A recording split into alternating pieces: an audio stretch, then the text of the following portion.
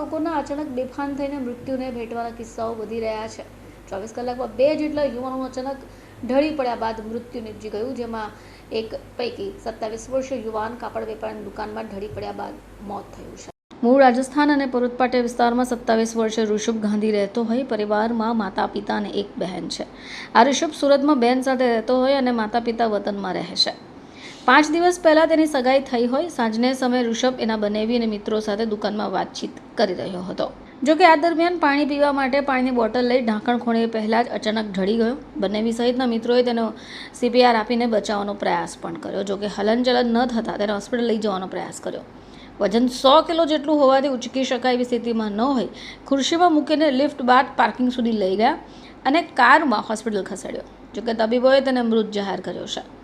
યુવા કાપડ વેપારી ઋષભ ગાંધીના મોતને પગલે પરિવારમાં પણ શોકનો માહોલ છે। જોકે પરિવાર વતન હોવાથી મૃતદેહને રાજસ્થાન લઈ જવામાં આવ્યો હોય। કાપડના વેપારીના મોતને પગલે ટેક્સટાઇલ માર્કેટમાં પણ દુઃખની લાગણી છવાઈ હતી। બ્યુરો રિપોર્ટ, ચેનલ આઈ વિટનેસ,